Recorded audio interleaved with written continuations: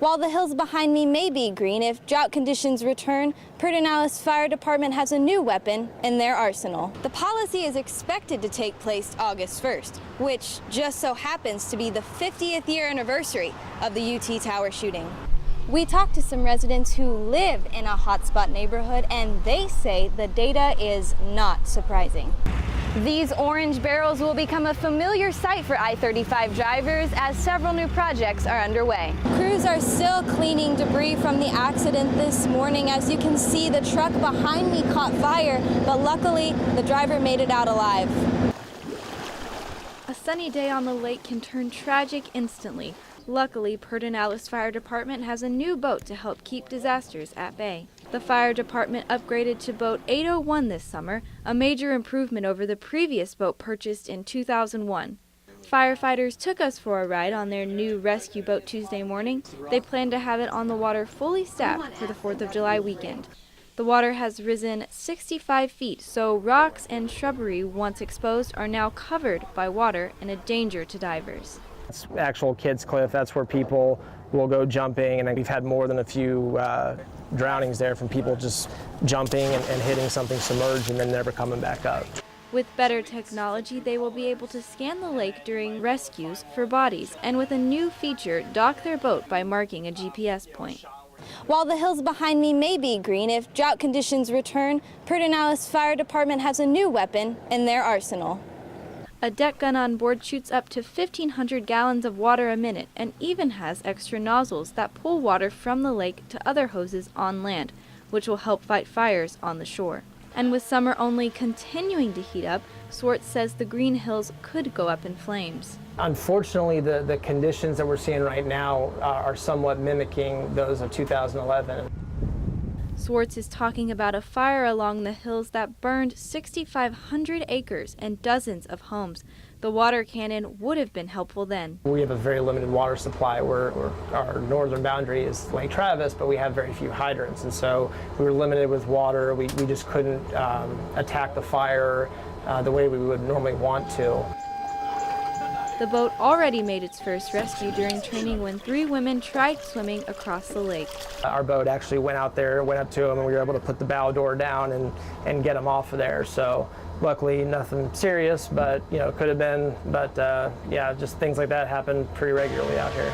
And when accidents like those do happen, Boat 801 can be there quick.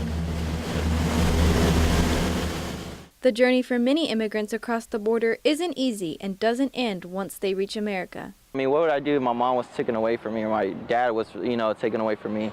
I mean, I was only, I was a little young child. I couldn't fend for myself. I met Rudy De Novo Jaimes, who says his parents know the long road to legalization well. It did take a long time for my parents to get their citizenships.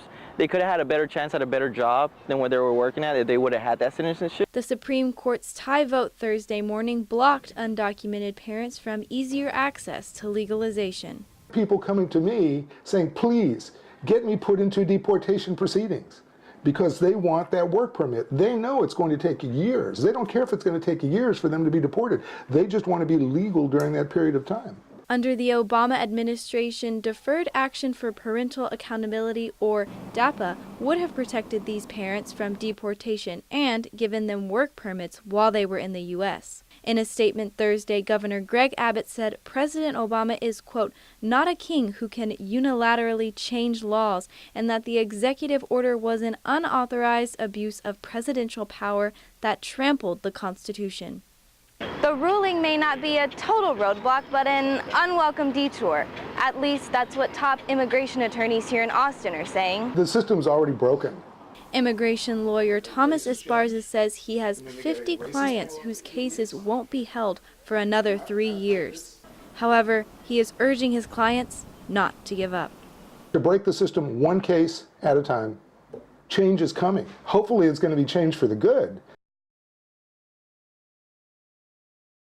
Troopers responded to an accident this morning that resulted in the death of a driver and serious injury for 2 others after an intoxicated El Paso cop caused a 4-car accident. 2 a.m. Tuesday morning, a white Hyundai heading north on I-35 into Gerald, Texas, zipped in and out of cars, troopers say.